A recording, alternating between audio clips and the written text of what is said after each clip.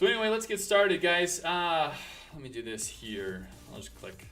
There we go. All right, so the plan for today, we're going to talk about a couple of different kinds of protein shakes, preferably the most popular ones, right? So we want to talk about whey protein, and that comes in many different forms. So we'll talk about like some of the different forms that it comes in, the different types of whey protein that you'll see, and some of the marketing that you'll see around them, and how you can kind of duck and weave with that sort of thing. Casein, which is kind of like the opposite side of whey. They both come from milk, but milk produces two different kinds of protein, whey and casein, so we'll talk about that. A lot of people ask about vegetarian proteins. So, if you don't want to have protein that comes from milk, if you want to be vegetarian or if you want to be vegan, what can you do? What are your options?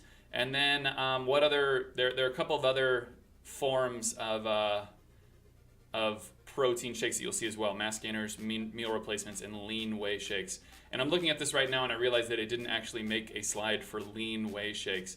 So we'll get to that in the end. I can talk out my butt about lean whey shakes, so that's fine. But anyway, so that's the plan today. You'll notice it's very simple. Protein shakes are not a complex subject. They just don't do a good job of educating the customer. So anyway, let's get started. So whey protein in general, what is whey? So when we talk about whey, we're actually talking about milk. Milk contains two different types of protein. It's got whey and it's got casein in it. A good way to remember it is when you think about Little Miss Muffet and she sat on her tuffet and she was eating her curds and whey. That's what she's talking about. She had, that's milk that's separated into the curds, which are kind of the thick and goopy solid on top, and then there's the whey, which is the protein that's suspended in the liquid below. So whey is left in the liquid after curds are removed. We get our whey from when manufacturers remove curds to make cheese in the cheese making process. So they have all this whey left over, and so they give it to whey manufacturers and they make protein out of it. So this is a very desirable protein. It's the number one protein within the bodybuilding universe. I should even say bodybuilding, exercise, health universe, for a number of reasons. It's really easy to absorb. It increases your blood protein very, very quickly. It's cheap, and it is very high in an amino acid called leucine, and we can talk about that in just a moment. There are a couple different forms. You'll see concentrates, you'll see isolates, and you'll see hydrolysates.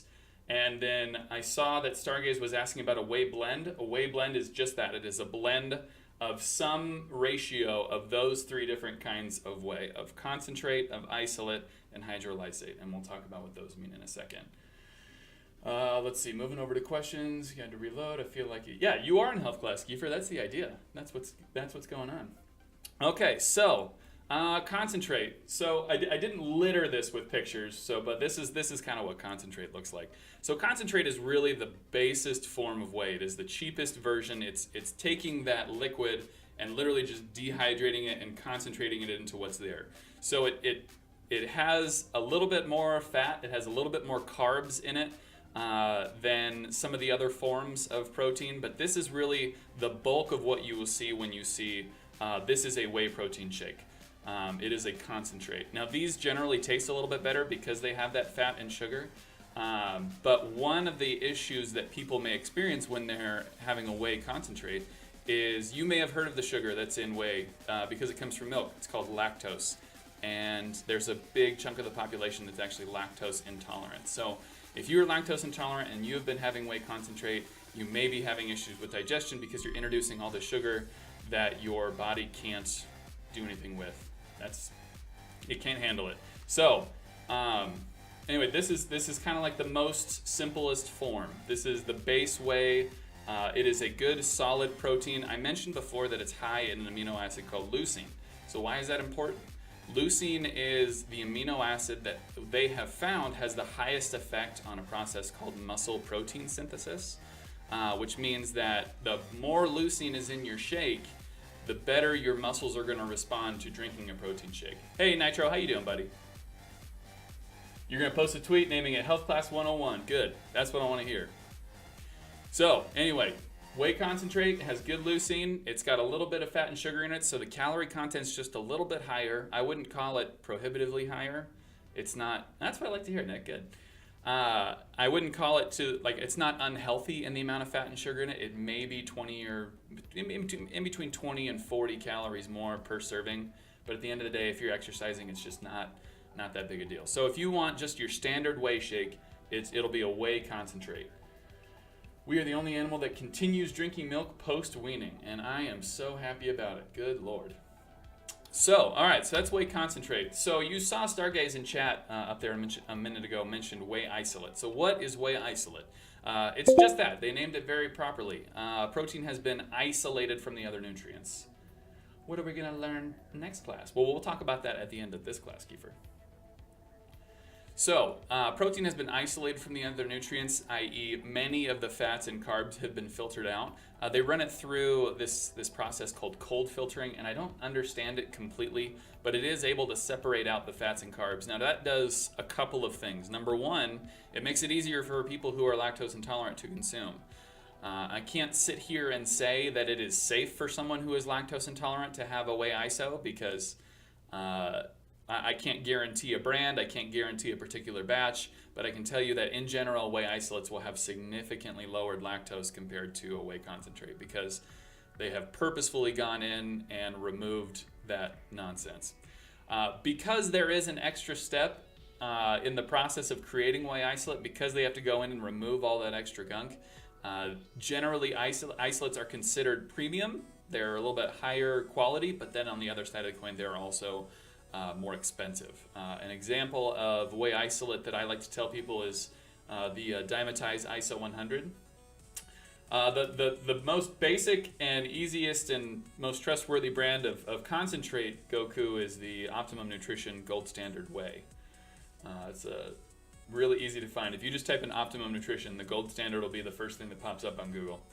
And then if you were to ask me what brand I would say for whey isolate, I would say the Dimetize ISO 100. Their brand is fantastic. Their flavors, I don't know how they make their flavors so good. So you'll see that last bullet there. I wanted to take the time to tell you that ISOs generally don't taste nearly as good because what are the two things that humans think taste good? It's fat and sugar.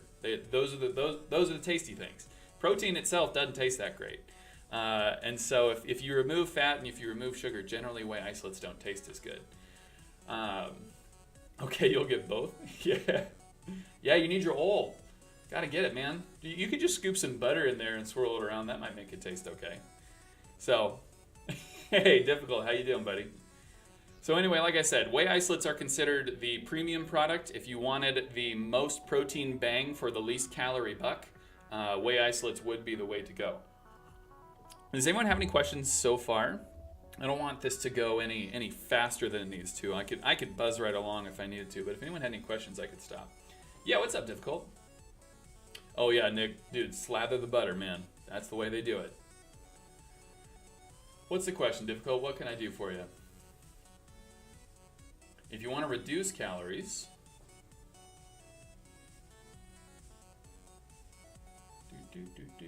could you drink the heavy protein? What do you mean the heavy protein, Difficult? So if you're looking to... Oh, okay. Well, we'll get to casein in just a bit. Actually, I think that's coming up in just a couple slides. We'll talk about casein. So anyway, this is whey isolate, premium product. Tends to not taste as good. It's significantly harder to flavor, and I've experienced that firsthand when we were in the process of doing taste tests on many different brands. So anyway, there you go. So we're moving on. Whey hydrolysate. You'll see this one as a standalone product, but also as a part of blends. You'll see a lot of people they'll put in a little bit of it into a product, or I know that Optimum has a whey hydrolysate product, but we don't sell nearly as much of that. So whey hydrolysate is not necessarily a category in and of itself. It's an extra step that you can use on the whey protein to what they do is they add enzymes to their whey blend, and these enzymes actually snip up all the proteins into smaller peptides. So they don't break down the proteins all the way to the amino acids, but they break them down into significantly smaller pieces. And because of this, they can absorb really, really fast and really well. So whey hydrolysates generally, compared to wheys, which already absorb fast and really well, absorb the best. If you're asking me, do I need to have a whey hydrolysate to get all the protein out of my shake? I probably wouldn't say yes. I don't think that hydrolysate is 100% necessary, but maybe there's some digestive issues there. Maybe there's a reason you want it. And if the question is, are these safe? Are they effective? The answer is absolutely yes. So there is a difference. You have to be kind of careful when people say that studies show things are different, because there's a very important difference between statistical significant differences and what are called clinical significant differences. So maybe I'm absorbing 5% more protein with the whey hydrolysate, which would be a significant difference. But does my body, react significantly differently? Do I feel any better? Does my muscles grow a whole lot better after having 5% more protein out of this shake? The answer is meh. There's no great answer there, and I don't like it not being that certain. As we developed, we needed sugar and fat due to lack of food, which is why it tastes so good to us now. There you go. It's like an evolutionary thing. Well, we like fat because it's an easy way for us to get calories. It's a very high density calorie, right? So per gram, fat has the highest number of calories. And we like sugar because it's easy calories, because it's fast. And so there's good reason why we crave both. But I think that's a different discussion for a different day. So this is casein. You remember Difficult just above asked about casein, and I'm sure you've seen these shakes before, and these are actually very, very different from whey. I wanted to put a little bit of a picture up here, even though this isn't a wonderful picture. This was one of the first ones that I found. So casein comes from the curds of milk, from the thicker part, from the globby part. And what this means, I can actually use my mouse here, right? Yep. So you'll see this circle of molecules around here. I should say particles around here. So this is what's called a micelle. And a micelle is basically a packet made out of fat, right? So these are all little fat particles. Particles is the word I was trying to think of. These are all little fat particles, and they are encasing the protein. Now, the protein itself is not significantly different from whey, but the problem is that it's fairly inaccessible. So the molecules, the enzymes that your body uses to break down protein need to be able to touch it. They need to be able to get to it. And if this protein particle is blocked by all these fat particles, then it makes it significantly more challenging for your body to break it down. Now, we have the mechanisms to do it. The problem is just that it takes a lot longer. So when you see a casein shake and you want to compare it to a whey protein, you're going to be getting similar macros to a whey concentrate. You're still confused? All right, Pilot, what's the question, man? What can I do for you? Are you still confused about what a micelle is? Okay, so all of these pink bubbles here, right? These are proteins. These are the same kind of proteins that you're going to see in whey, right? They're very similar. They are casein proteins, but they are very similar, right? And this is what your body wants. It wants this protein, but you got to be able to digest it in order to absorb it. You can't just pull a straight protein out of your stomach and put it into your blood. You got to break it up into pieces, and you have enzymes in your stomach that are capable of doing that. They're called pepsidases. But these pepsidases, these enzymes, have to be able to physically touch those protein molecules. They have to be able to get to them. But the problem is that they're encased inside this ball made out of fat. You need milk? No, you don't need milk, but we're using milk protein because it's cheap and it's easy to get. So we need the protein that the milk provides, right? And so the proteins are stuck within this little ball of fat that's difficult for us to break through. And so the process of breaking down these protein particles is a lot slower. And so that's why you'll see many people recommend taking a casein shake before bed, because it allows you to have protein in your blood for a significantly longer amount of time. So would casein be a better choice for intermittent fasting? I know that not everyone agrees with that kind of program, but it has worked in the past for me. So I'm actually trying an intermittent fasting program for myself as well. And a part of me thinks yes, but there's a part of me that also thinks no. Because the idea, like if I were to use a casein shake, I would want to use it at the beginning of my feeding period. Because if I'm using it at the end of my feeding period, then I'm actually feeding my body longer when I'm supposed to be fasting it. Does that make sense? So I'm doing the 16-8 split. And so, yeah, so if you want to use it at the beginning, awesome. That's great. I would go for it, and I think that'll give you a lot of success. So this next graph is actually a pretty good description of why. So here is a graphic that my company made. This was here before I was here. Hey Wanted, how you doing, bud? So this is a graphic my company made beforehand, and you can see what you're looking at here is your blood amino acids after having consumed a shake that consists of either whey protein or of casein protein.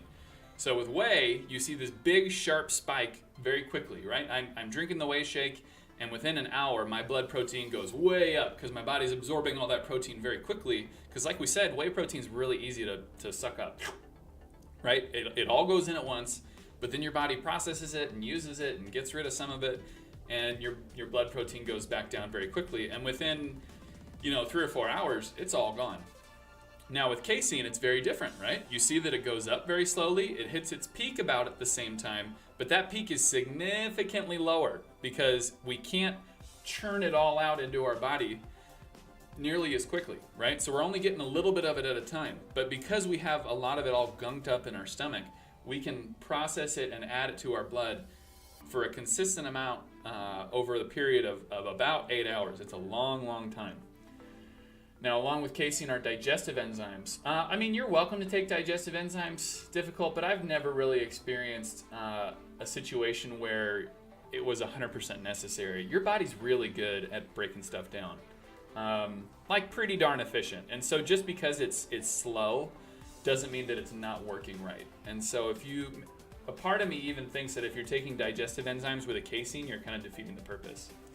So Goku, that's the question, isn't it? So it kind of depends on what you're doing. So if you're going to take a protein shake like right after you're done with exercise, whey protein is usually a pretty good idea because you want to get protein into your blood like as quickly as possible. Your muscles are aching for protein because you just broke them down real hard with that workout, and so you want to spike that blood protein really quickly, right? So maybe that's a good time for a protein shake. But maybe you're about to go to bed. Maybe you're going to be fasting for 8 hours. Now, this is assuming you're not doing the intermittent fasting program like I am. But maybe you are, first take a shower. Yeah, you could just have your protein shake. Either way, doesn't matter. But maybe you're about to go to bed and you want to keep your body in what's called, here's a big word, an anabolic state. And that means you want to keep your body continuously working on creating protein instead of breaking down protein. Hey man, I'll stink up wherever I am. I don't care. So maybe you want to maintain a medium level of protein for a long period of time, i.e. like when you're sleeping, then maybe casein's the right choice, which is why you'll see a lot of people drinking casein shakes before bed. So Difficult asks, I know this next question you may or may not be able to answer, but is muscle milk a bad protein? So muscle milk, it's not a bad protein. I just think it's high calorie. I don't have their facts panel in front of me. Hold on. Muscle milk facts panel. Let's go images here. So if I'm just going to go straight on the facts panel here, it looks fine to me. It's like 150 calories, which is a little high compared to other protein shakes, but honestly, it's just not that big a deal. Could you use both? Absolutely, you could. Is it necessary? I'm not 100% sure. I don't think you need to.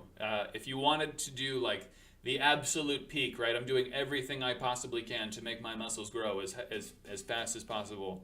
Then I guess yes. But as a layman, as a regular guy who's trying to get fit, or as someone who's trying to build some muscle, and you're not competing or anything, you're not doing any bodybuilding competitions, you're not doing any strength competitions, having a shake or two a day of whatever kind is honestly going to get you about 95% of the way you want to go.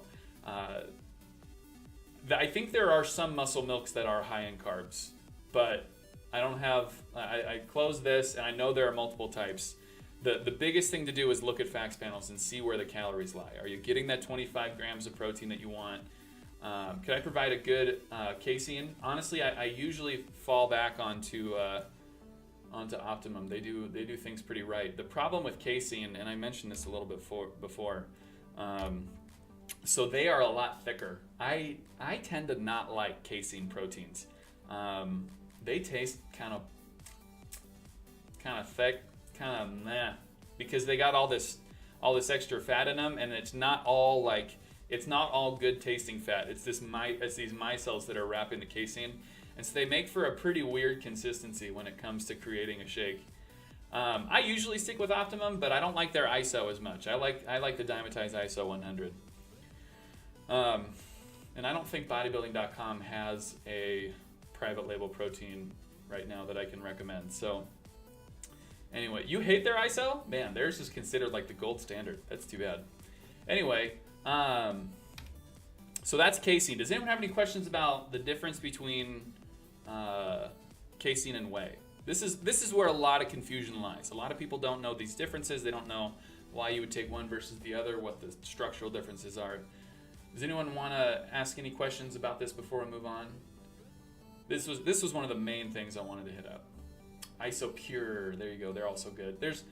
Protein is one of those things that it's except for like the really poopy like Walmart brands, a lot of people are going to get this right because there are a lot of manufacturers who are really good at making protein, and a lot of the main companies all go to the same people to make their proteins. Now, the reason I say Optimum is because they're vertically integrated, and what that means is that Optimum owns every step of the process. Like Optimum owns the dairies, which makes the milk, which then gets processed and turned into whey protein, which they own the manufacturers and they own everything. Like Optimum owns everything in their line, and so it's super cool. Perfect. That's a really good example. Casein is the turtle, whey is the rabbit, except you win either way. Yeah, good. That's what I want to hear. That's what I want to hear, Difficult. All right, so we're moving forward. So I have had a couple of people approach me with this question, and it is a good question. What do I do if I'm vegan? What do I do if I'm vegetarian and I want to not get any animal product? And that's a valid question. I've got no issues with people trying to maintain that lifestyle. And there are quite a few options actually. There's soy, there's rice, there's hemp, there's pea. Pea protein actually was what I would consider kind of the big up and comer in this one. These are slightly more expensive to manufacture. The main product, the source product, is not quite as easy to come by as milk. You know, we have tons of milk in America, right? We have so many cows making so much milk because we need so much cheese and we need so much milk and we need so much this, that, and the other thing, right? We have tons of whey available to us, but we don't have quite as much soy and we don't have quite as much rice and definitely not as much hemp and definitely not as much pea. So these are a little bit harder to come by, which is why generally they will be a little bit more expensive. And so you will also see slight increases in costs at the product level. I can talk about that in just a moment. So I have a little graph here in the moment that you'll see that the leucine content of a lot of veggie products, not necessarily soy, but a lot of veggie products is lower. Remember I talked about how leucine is kind of like the real kicker when it comes to whey. Real high leucine content leads to good muscle protein synthesis. And so anyway, if you look here, you can see the values of this leucine. Now this is called the protein digestibility corrected amino acid score. But this is also looking at what's called protein efficiency, and this actually comes from leucine content as well. And so you'll see milk whey proteins are really high up there, egg whites are great, and soy is good. But then everything from there below is not quite as good, right? It's not quite as productive for you. And so you can see soybeans are here. You can see pea protein is actually only 3/4 as good. And then we get down here, we get into rice and we get into hemp, and they're about half as good. And so you can have your protein shake and you can enjoy it and be vegan and whatever, but the protein that is available to you is not always as good. And so you might end up needing to consume a little bit more to get an equivalent muscle protein synthesis response. So Difficult asks about BCAAs. So I didn't make a thing about BCAAs, but I'm happy to talk about it. I just have to do it in such a way where there's no visualizations. I hope that I can use the right words to describe it to you. So BCAAs, BCAA is a, let's see. BCAA is a acronym, that was the word I was looking for. BCAA is an acronym for branched chain amino acid. Now there are 3 branched chain amino acids. There's leucine, which is that important one that we talked about. There's isoleucine, and there's valine. Leucine is definitely, of these 3, leucine is the most important. I don't know why they decided that the other 2 are quite as important. They're good, but leucine's really the winner here. And so that's why when you're seeing BCAA products, you'll see the leucine content is usually 2, 3, and even 4 times the amount of content of valine and isoleucine. Anyway, so these bad boys, when you consume a BCAA BCAA, I don't want to call it a shake because it's usually a drink, usually fruity flavored. When you consume a BCAA drink, you're usually getting 4 to 5 grams of BCAAs, which is about the same amount of leucine as you are getting from a whey shake. So if I'm drinking a whey protein shake, maybe it's 25 grams of protein, I'm probably getting 3 to 4 to 5 grams of leucine out of that protein. Now, if you're asking me if a BCAA is important when you're deciding on a protein shake, so you're asking, is leucine content important? One sec, Goku. Is leucine content important when you're looking at a protein shake? So that's why we choose whey. Whey has the highest content of leucine when you're looking at BCAAs. That's why whey is so good, because it has a huge leucine content, and it also is cheap, and it also is very readily available to us. So that's what pulls us in that direction. Some people have asked me, if I'm drinking a BCAA, do I need to drink a whey protein shake? And that's actually a yes. So think of it as leucine content is what tells your muscles to build, right? It turns on the switch and makes your muscles build, but your muscles still need protein to build from. So you still need to have the 20 or so grams of other amino acids in your body for them to continue to make the structural proteins necessary to create muscle. Does that answer your question, difficult? Good. That's what I wanted to hear. All right, so what do I drink? I drink what I get for free because we get quite a bit of product from vendors coming in. No, I don't drink any of the crappy stuff. I have, let's see here. Gonna head to win. Okay, cool. So I have a brand called Beyond Yourself right now. They're a Canadian brand that has some of the best flavors I've ever tasted. They may be on our website still at half off if you guys are interested. Their protein isn't particularly wonderful. It's not bad. It's just kind of a very good standard protein. No Walmart brand for me, no. But I don't know what they did, but they have some of the best flavors I've ever heard of. Karan came in on you talking about workout stuff. Can't talk about my new additions to your gaming setup, but what do you think about C4? Just started with my routine. Whey is great added to brownies and pancakes. Yes, it is. And honestly, that Beyond Yourself brand that I mentioned before, they have a maple syrup pancake flavor. It's the shit. It's awesome. It's really, really good. Check that out. Pyro. What do I think of C4? So I mentioned before I was gonna talk about this a little later. I will be doing a pre-workout discussion, but not today. But I like C4. C4 is the #1 seller in the world. It's not quite strong enough for me. C4 is a really good pre-workout for people who have never had a pre-workout. I recommend it to people who come to me asking for their first, because C4 is a little bit lower on some of the ingredients, especially caffeine. It's only about 170 megs of caffeine, which relative to a lot of pre-workouts is pretty low. So if you're asking me if it's good, yeah, sure. I mean, it's no, it's okay, Pyro, you're good. They sell high protein everything now. It's like it's part of this trend. What are they called? Called fortified foods, or how should I say this? I think, is it fortified foods? Active foods? Functional foods. That's what it is. It's functional foods. And so functional foods are considered one of the fastest growing markets in America right now when it comes to anything consumable. And so throwing protein into a pasta is definitely a part of a functional food. A functional food is when you add any sort of supplement, any sort of nutritive value on top of what something already is. So if I have this pasta, which is entirely carb, but then I add protein to it so that it is more healthy, that it is now a functional food. So if they're saying low carb pasta, are they using like whole grain pasta? Howdy, Texan. You're gonna go back to your strict 16-8 routine tomorrow? Nice, dude. Yeah, absolutely. Good luck. I've been doing it for about a week now, and I feel pretty okay. It's a little bit difficult for me to work out in the mornings like I do, but so far so good. So anyway, where was I? All right, so we wandered off to pre-workouts there for a sec. More on that later, as in not today, but a different day. Anyway, this is veggie proteins. What's 16-8? So Tall Texan, difficult is referring to a diet called intermittent fasting. And what that means is you go on a schedule of eating where you only consume any sort of calories, you only consume any sort of calories during an 8-hour window during the day. So my window is from 10 a.m. through 6 p.m. And I eat all the calories that I'm looking to eat for that entire day within that 8-hour window.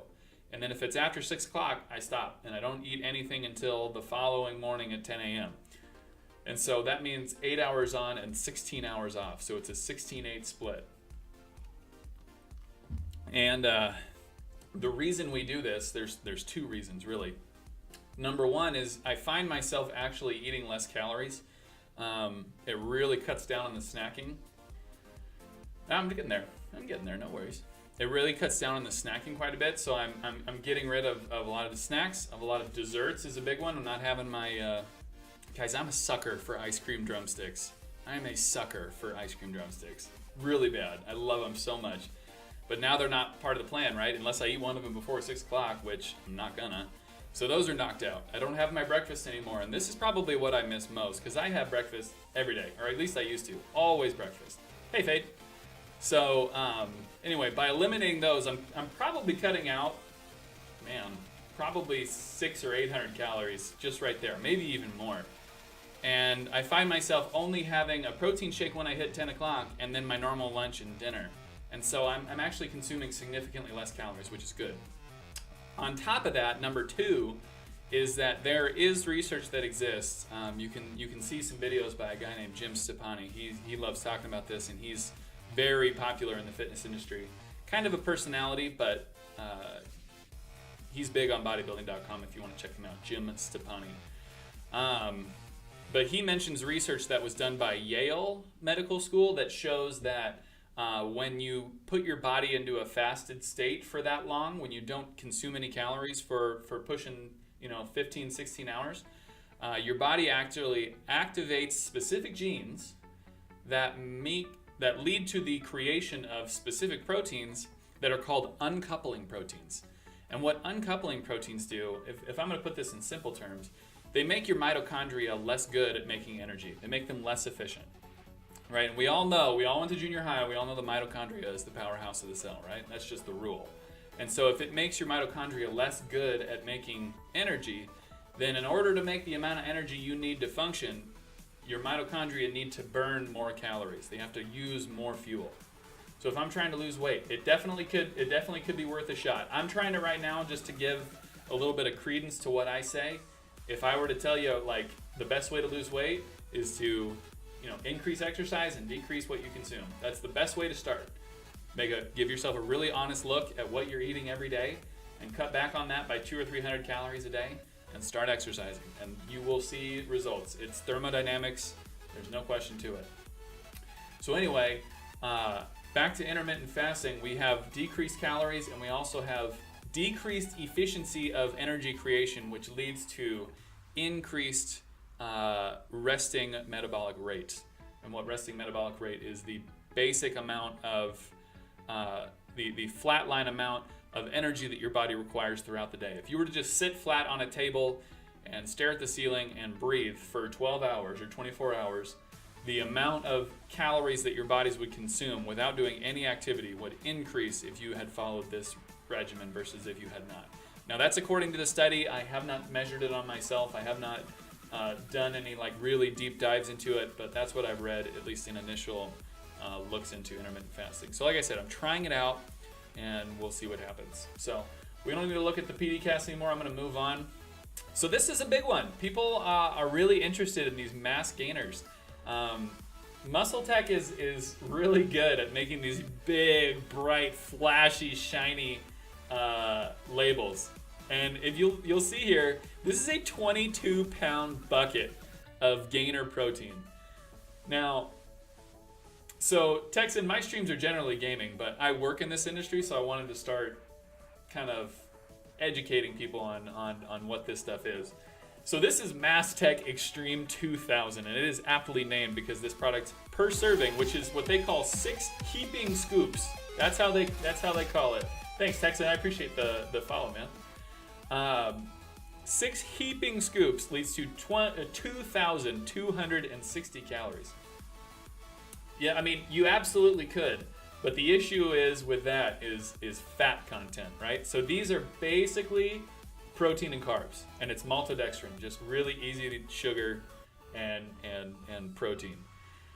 Yeah, Mass Tech Sunday. So these are made for the people who are looking to get bigger. Whether you are a skinny dude and you want to gain a little weight, but you have trouble eating the amount of food that you would need to gain that weight, this would be one way to do it. I don't think I would recommend Mass Tech Extreme 2000. There are dozens and dozens of good brands of gainers that have probably about 800 calories per serving.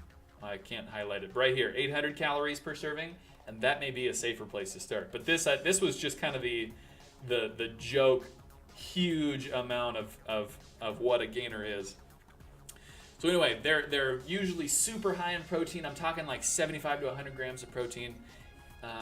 75 to 100, even more, I guess, with this, grams of carbs. Just enormous amounts of stuff.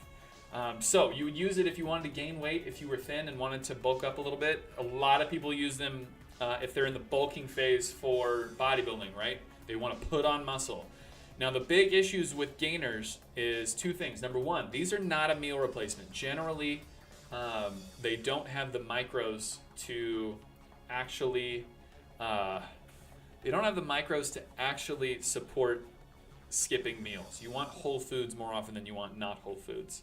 And the big one here, guys, this is a ton of calories, a ton of sugar. If you're not exercising, I should say it's not an A question. If you're not exercising all the time, if you're not exercising hard, if you're not pushing your body to the point where it's starving for these extra calories, you're gonna get big, as in fat. This will go straight to fat, and that's just the way it be.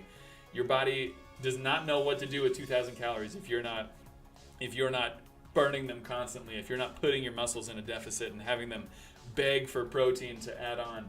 And building protein costs a lot of calories. And so, guys, if you're not pushing heavy weights and really pushing yourself and exercising, multiple times a week, I'm talking, 5 to 6 times a week, you really have no business with a gainer, because otherwise it's just going to go straight to your belly and your hips, and nobody wants that. So, can the human only digest like 50 grams and pee out the rest? So I've never seen, I've heard that rumor so many times, and I've looked to find what the peak is. Where is that point where you can't really absorb anymore? And I think it has to do with a couple of things. Number one, how much does your body need at a given time? How much are you gonna use? So say, let's go back to the lying on a table example. If I'm lying on a table and I consume 30 grams of protein, and my body does not need 30 grams of protein at that time, it can be used for a couple different things. It can be used to build muscle that's being broken down. The protein amino acids can actually be put into a process called gluconeogenesis, which is where the amino acids are then flipped over and turned into sugars and then used for that way. Or they can be flipped around again and turned into sugars and then stored as fat. So your body has a number of ways to get rid of protein if you have a high amount of it. People have looked into this. There have been lots of meta-analyses about protein consumption, and even high amounts of protein consumption over many, many years have not been shown to have adverse effects on liver or kidneys. It is protein. Your body is made of it.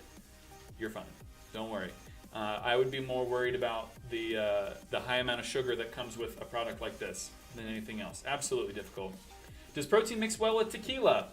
That's a good question. So I don't know if you remember Mike the Situation from what was it, Jersey Shore? The guy released a amino acid infused vodka a few years ago. I don't know if you're interested in that. I can't remember what it's called, but they do exist, and they can coexist. The alcohol does not compromise the integrity of protein, so that's kind of cool. So anyway, does anyone have any question about mass gainers? Mass gainers. These guys are kind of like, they're in the spotlight a lot because people want to like get big and get bulky with protein. And I mean, who doesn't want a 22-pound scoop or bucket of protein? What's interesting about gainers is that if you were to actually take them with the same serving size as a regular scoop of protein, they're not that different. They have a little bit more sugar in them, but they just tell you to take a ton at once. And so, anyway, why does my shake bottle smell like an atomic bomb? That's because you're giving the bacteria that are also in your bottle everything that they need to thrive with a protein shake, i.e. proteins and sugars and fats. And they say, thanks, Stargaze, let's start growing. And they do, and it stinks. Gonna go play some Odyssey. All right, Difficult, take it easy, brother. We'll talk to you soon. All right, this is the last slide that I have, and remember there's one more thing after this we were going to talk about too, but this is meal replacements. So I see Soylent all the time. I've had people ask me about it more than once. So meal replacements are usually pretty okay. I wouldn't live off of Soylent because it's just really prohibitively expensive. But looking at the facts panels for a lot of these meal replacement shakes, generally they're pretty okay. They've got pretty good protein. The carb to fat ratio is usually all right. I don't know if I could give you a deep dive into each particular brand and which one is best because I really don't know them that well because I have no desire to be a meal replacement shake only kind of guy. But if this is something that you have once a day at lunch or as a snack or whatever, they're usually about 400 calories ish, which isn't the end of the world. It's a good meal replacement. Would I live off of them? No, I think that would be super boring. But I think they're okay. I think if you wanted to, you could. I just think they're like $4 a bottle, and that's a lot. So anyway, that's meal replacement shakes. I know that's very simple, but they're very well rounded when it comes to the micronutrients. So the vitamins, vitamin A, D, E, B, C, and more. They have all the minerals in them. They have the iron, and they have the niacin. I shouldn't say niacin. That's a vitamin B, but they have all the vitamins and minerals that you need to continue. So you're a freshman in high school, 6'2", 235. You and I are like the same. But I want to be a Navy SEAL after high school. What do I need to do to make my dream come true? You need to start exercising right now, like yesterday. Navy SEALs are considered, in peak physical fitness. And so you need to be running many miles a day and doing many dozens of push-ups every day. Just to get into the Navy, they make you do a test that involves all at once. You have to run 1.5 miles and they time you. You have to swim 500 meters and they time you. You have to do as many push-ups as possible in 2 minutes, and they clock you. And they want you to be able to do like 100 or more. And then you have to be able to do sit-ups also. And then you have to go through training, and BUD/S is considered one of the most difficult trainings there is. And so you need to be in like peak physical shape. I would recommend joining a sport because the sports in high school generally are geared towards conditioning. So water polo is what I did. It's fantastic for getting your heart in shape and getting your swimming in shape, which would be really good if you're going to be in the SEALs. Being a water polo player and or a swimmer would be very helpful. Or if you wanted to do something like something running, something like cross country or track or basketball or something. I'm 6'4.5" and I'm trying to do sports. Man, sign up for basketball, dude. Sign up. That'd be great. I would play basketball if I was taller. You could play volleyball too. Dude, I almost joined the Navy too. I was going to do it through medical school, but then I didn't get into medical school, so I didn't join. You have to do 5 miles in less than 40 minutes, and that's what we had to do for Ranger School, and that's not even scraping the surface for muscle mass. Yeah, so Pyro, I don't know if Pyro, if you would be willing to talk to Tall Texan, if you guys wanted to send each other a private message, Ranger School and BUD/S probably wouldn't be enormously different from each other. There would be obviously discrepancies between land and sea, but you guys may, Texan, it may behoove you to get in touch with Pyro. I don't know if you guys want to talk on Discord. That may be a really good way for you guys to get in touch with each other. You're welcome to use my Discord as kind of a center for that. But anyway, the most simple question is how do I get ready for BUD/S? It's start working out, dude. Start exercising. And so that brings us to the last thing. I feel so dumb because I forgot to make a slide for this. But these are lean whey protein shakes. The reason I think I forgot about these is because generally, and this is weird, you don't see them in the US. We only sell lean protein shakes in the EU.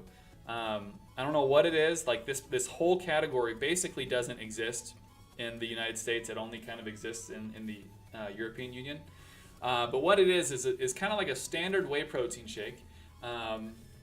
I think they use concentrate, even though it would be more lean to use isolate, but that's also more expensive. I think they use concentrate, but then they add what are called like fat burning ingredients. So something like L-carnitine, which is commonly used in fat burning supplements or such. You'll see those a lot. Do they work on helping you burn fat? Just keep exercising, and then if you want to use it for your protein shake, that's fine. Is it going to work better? I don't know. I don't think so. That's not really my jam. Soylent is common here. So I was actually talking about a different category. I was, if I go backwards, Nick, I realized that I forgot to make a slide for lean protein or lean whey shakes. We have meal replacements. We have Soylent here. Soylent's actually a San Francisco company. But I'm talking about lean protein, and that's a category that only really exists in the EU. So, yeah, praying wouldn't be a bad idea. You think you don't have a lot of viewers because no one likes protein shakes? I don't know how to answer that. Does the U.S. market not care? It's just one of those things that is not asked for quite as much. Generally, people aren't either familiar with that category, or if they want a fat burning product, they'll buy a fat burning product and they don't want to mix it, because you're kind of getting second best of both worlds that way. So like if I want to burn fat, not me personally, but like as a consumer, if I was trying to burn fat, it would make sense for the consumer to look for a fat burning product, not necessarily a whey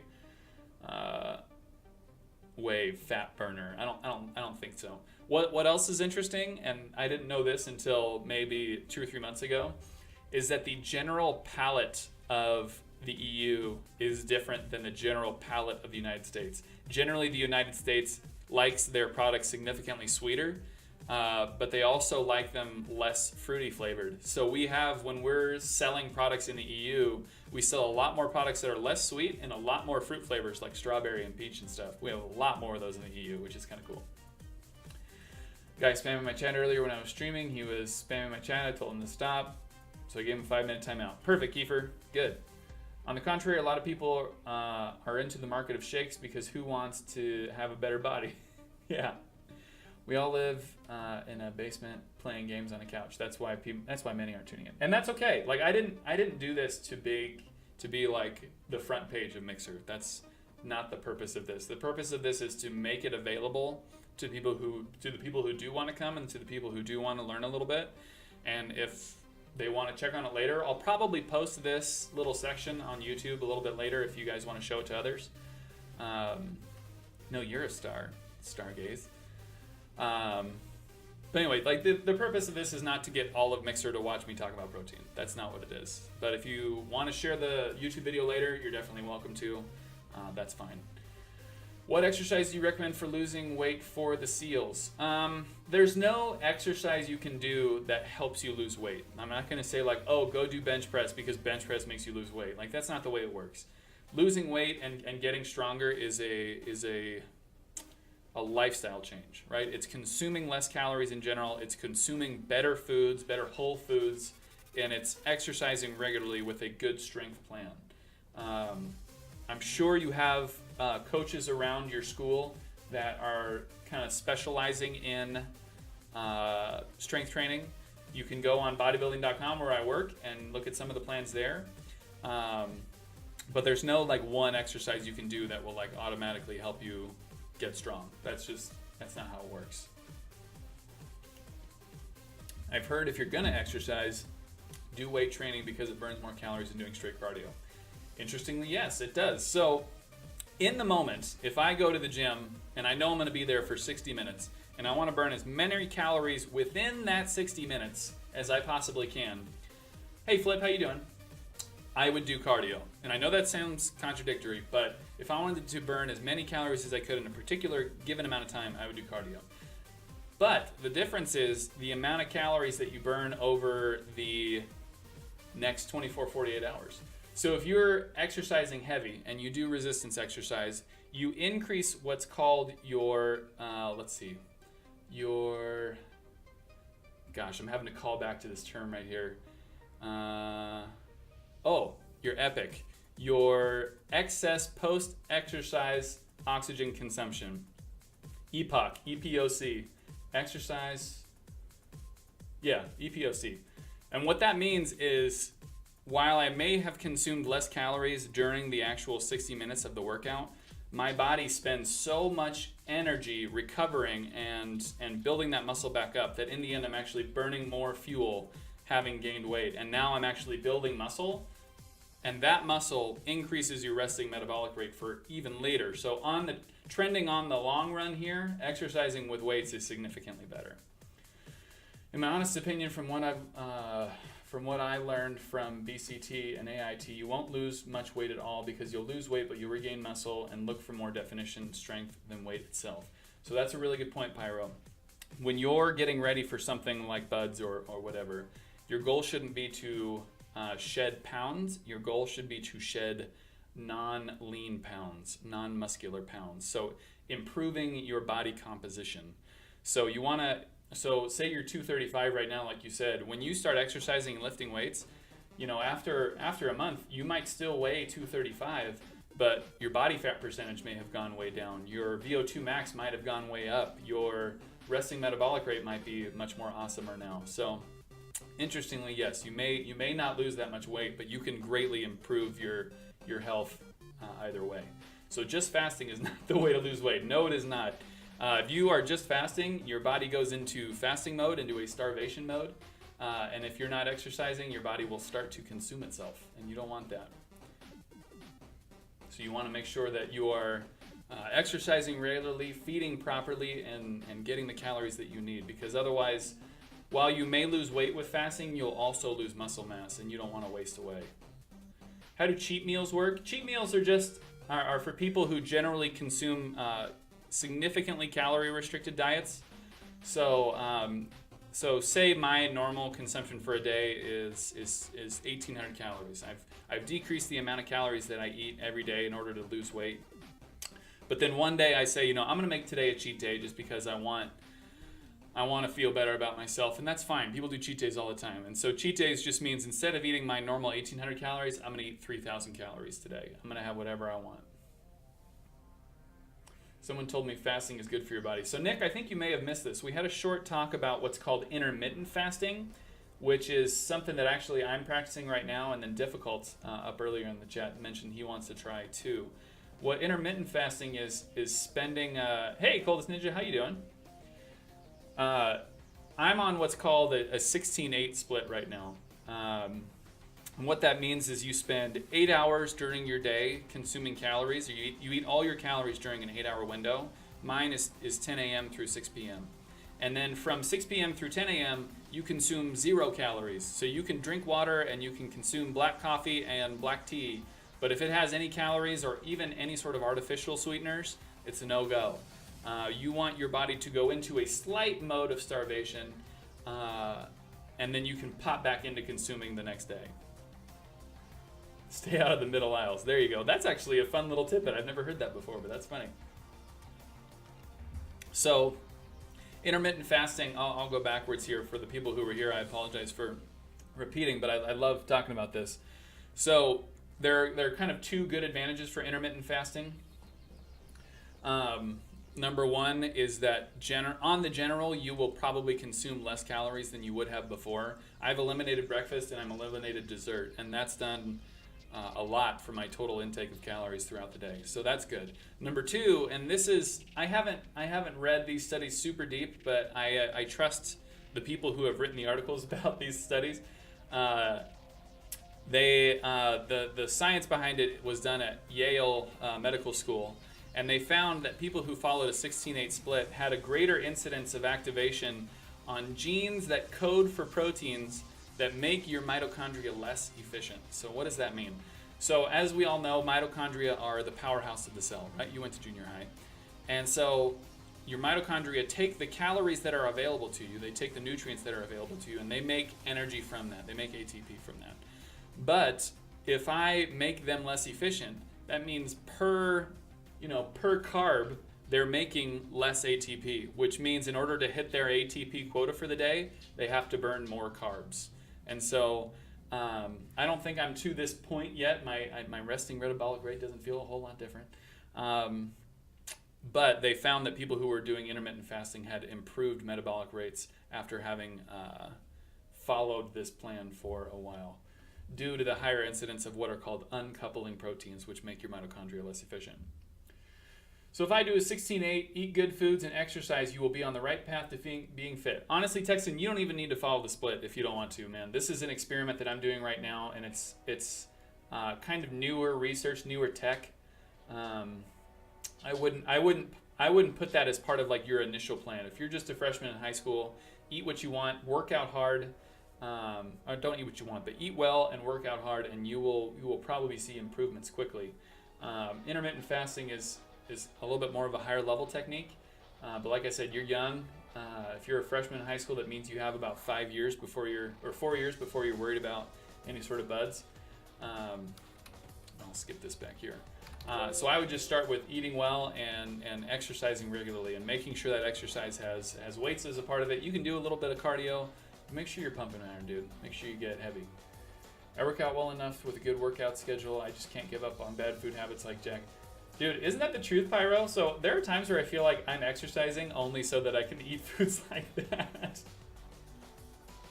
And that's okay. Like, at the end of the day, I'm not looking to be a bodybuilder. I'm not looking to, show my body off on stage. And so it's entirely okay. It's all good. So anyway, that's my talk on protein shakes. I ended up going significantly longer than I thought I would, and that's perfect. I'm happy to talk about it. We went a whole hour. Wouldn't you know it? That's because you haven't seen me without a shirt on yet. The shirts are very, very flattering. Anyway, guys, do you have any other final comments, questions, or anything I can answer for you before I move over? Goku, I'm glad, man. We're gonna be doing this again. I'll probably do another protein shake day as kind of like another chance for people to hear about this sort of thing. But that won't be for weeks or months down the road. I definitely want to talk about pre-workouts, and if there's anything that you guys want to ask about or want me to discuss specifically, if you want, I can do a day that specifically addresses questions from people. So if you guys want to go into the workout section or the nutrition section of my Discord and ask those questions there, I can kind of group those up and go through those questions and just make question answering the topic itself. So I'm happy to do that. And like you said, viewership aside, that's what that's what I want this to be. I want this to be a resource for people, Ninja. And if you ever have someone that comes to your chat and be like, hey, like, do you take any protein shakes? And you guys can be like, nah, man, but my boy TyFighter, he knows what's up. That's the idea. If I do the split, you can do any split you want, Texan. It's entirely up to you. I do 10-6 because by the time 10 o'clock rolls around, I'm freaking dying because I exercise in the morning, so I need to get some nutrients in. Is Captain Kirk in Jedi? Well, I guess we'll just have to find out, huh? So anyway, guys, so I'm going to go on BRB for just a second. I'm going to refill my water, and I'm going to get my game set up. We're playing Overwatch tonight. If anyone wants to join in, I'd love to have you. But like I said, I'm going to go onto the Be Right Back screen for 5 minutes or so, and we'll get this party bumping for round 2. Yeah, I mean, I got beer in the fridge. That might be good, too. We'll do that. All right, so thank you, everyone. Like I said, this will probably be posted on YouTube. I'll probably get this up tomorrow or the next day. It costs me a lot of internet to upload these things. But anyway, there you go. Thank you so much. I will talk to you guys soon. Have a good evening if you're not going to stick around. If you are, I will see you on Overwatch in just a minute. So, see ya.